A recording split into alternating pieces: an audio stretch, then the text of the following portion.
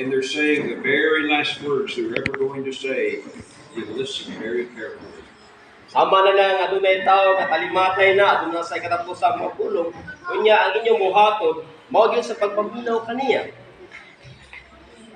When there is a general on the battlefield, if he is shot and he's dying, his men will listen very carefully to his last words.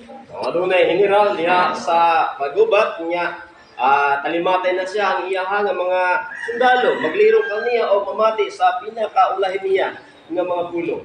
In Acts chapter 20, the Apostle Paul, it's recorded, spoke his last words to the elders at Ephesus.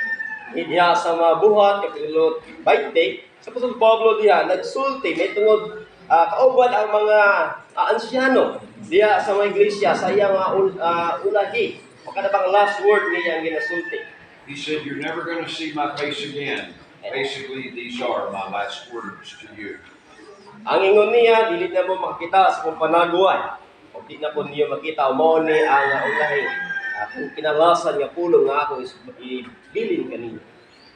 So packed within that chapter, I think, is everything that Paul could think of and the most important things he could think of to say. Kung atong tanawon, ato ang picture diha nga sitwasyon, makita nato nga naagid ang tanan naglilo nga mamati sa iyang ulahi nga pulong nga iyang ibilin ngadto sa tanan. It is a chapter that is filled with tears. Kani nga kapitulo sa Biblia napuno kini siya sa mga luha. If I knew that these were the last words that I would ever speak to you, I would want to really think about what do I want to share? What do I want to say to these people? Kung mao mo ni ang katapusan nga pulong nga akong ihatag ibilin kaninyo, usa ka kaning pulong nga akong ibilin kaninyo nga makahatag pagdasig kaninyo. To all of our teachers and preachers that are here, if you knew you only had one more sermon to preach, what would you talk about? Nini mga alaga sa Dios nga nakakaroon diri, ini mga matudlo halimbawa og makibalo mo kana day inyong iwali karon mo ni katapusan inyong iwali. Unsa makahaan inyong iwali? Here is an assignment for every teacher and preacher and evangelist that is here. Kani sa usa ka butang atong ibilin nga bulat-unod sa atong mga evangelist o mga magwawali nga nakakaroon diri kung ang usa man inyong iwali halimbawa og masuta ninyo mabala ninyo ang katapusan nga inyong iwali unsa makaha nga sa nga wali. When you get back home, if you want to do this assignment, think about and write a sermon of the last sermon that I ever preached and write down what you would say and then preach it.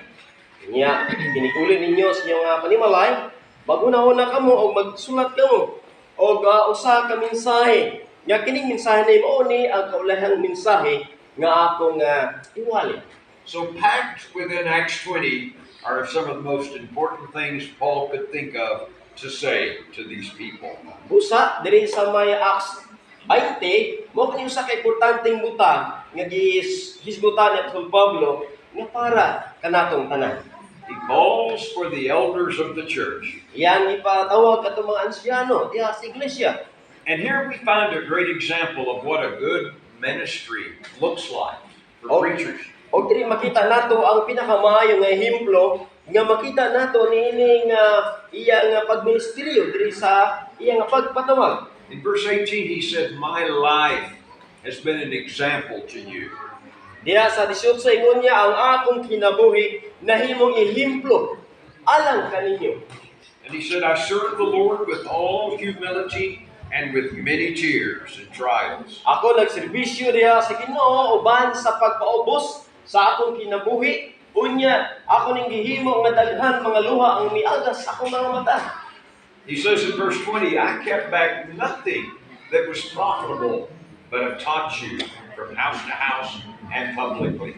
Ingon niya wa ko'y nakuha niini nga nakahatag kanako nga makaginansya kundi ang akong gihimo mao nga miadto ko kaninyo ibalay-balay ta kamo sa pagtudlo bahin sa pulong sa Dios. But he said, "I'm going to Jerusalem and I don't know what's going to happen to me there." O ingon nito sa Pablo diri niya ako moadto dito sa Jerusalem wa ko kabalo unsay mahitabo kanako dito. Except, he said, the Holy Spirit told me in every city there's chains and tribulations awaiting me. Ang sulti sa parang espiritu kaniya nga sa tanang syudad, adun na gyud mga kasakit ug mapagsulay nga moabot sa iyang kinabuhi. How would you feel as a preacher if you knew every town you went to, you're going to have trouble? Kung ikaw usa ka mag-uuli, usa ka imong nga bation, nga nasayod ka sa tanang dapit nga imong adtuan na agi problema o mga kanang imong masugatan nga dili maayo, usa ka imong imong nga bation, isip usa ka lagi sa Dios. But Paul said in verse 24, none of these things move. These things don't bother me. Apan diya sa 24 ingon na Apostol Pablo, kaning tanan dili kini siya makasibog kanako. Pagpadayon ako sa pagmamura. Why? Because I do not count my life dear to myself. Ano? Tungod kay wa na ko sipayan ang akong kagalingon. Ang ako lang buhaton mao sa pagtuman sa sugo, pag-iisugo kanako sa He tungkol. said, I only want to finish my race with joy. Ang yang himuon niya akong tapuson kani siya nga lumba, uban ang kaning nga kalipay. And he said, I've not shunned to declare unto you the whole counsel of God.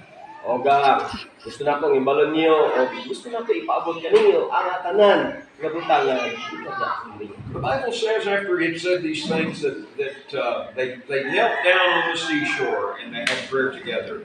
ya, ingon ang puno sa Dios, human niya ni gisulti, miadto sila diha sa ibayan og sila nag-ampuanan, ginampuay sila. And they fall on his neck and they're crying. Sila nigakus sa iyahangan, yo, unya, nagahilak sila. Because of the words that Paul said, you'll never see my face again. Tungod sa gisulti Apostol Pablo nga dili na ninyo ako makita ta padusa. And here's something you can take away with you. Kani sa kabutang nga makuha di kay. From now on, every time you look into the eyes of someone, think about, this might be the last time I ever see this person. Sa panahon nga ikaw motutok sa mata sa usa ka tawo, no na ang masika na katapusan niyo panagkita. When you tell your husband or your wife goodbye in the morning, what if that was the last time you ever saw them? Halimbawa, mingon ka og babay no sa imong asawa o sa bana, nya wa di kabalo nga mo rito katapusan nimo nga pagpananghid kaniya. When Todd and I get on the jet home in a few days, what if that were the last time we ever got to see you again? Ang bawa og siya o si Brother Todd, musakay naglafrano, balik na ko sila ha, basi wata kabalo nga mo na katapusan nila nga pag-adto diri. Would that make a difference on how we treat one another? Kana siya katagba og kanay nga kalalian, kalahayan sa ato nga panagtagad sa sagusa. And we would not take anyone for granted. We would love and appreciate them more. Wala na to ni himo nga ato na kudili ato ni gina tagaan dakong importansya o paghigugma sa usa-usa sa ato panagkita. So when I look Alan in the eye, I need to think, this could be the last time I ever see him again. Diya nga ako magtan-aw kay Brother Alin, akong ginauna kay basig mo ning katapusan akong tan-aw kaniya. Then we become more kind and more full of love, right? Sa diha nga mibalo nimo nga kana kung mo na imo ibutang sa bununa basig mo ning katapusan ato panagkita. Iba dapat nga imo ipakita yung paghigugma o imo nga pagpangga niya nga tawhanan. So I want to go back quickly to Acts chapter 20. Ako Acts chapter 20. itong balikan ang kapitulo 20 sa buhat. And I want to end with these words. He said, I've coveted no one's silver or gold or clothes. Ako ning tapuson sa usa ka pulong nga ingon niya ba na akong kinala ng inyo ha mga sabi. And I've shown you how you should support the weak. Yan na akong ipakita ninyo sa ninyo sa pagatabang katong mga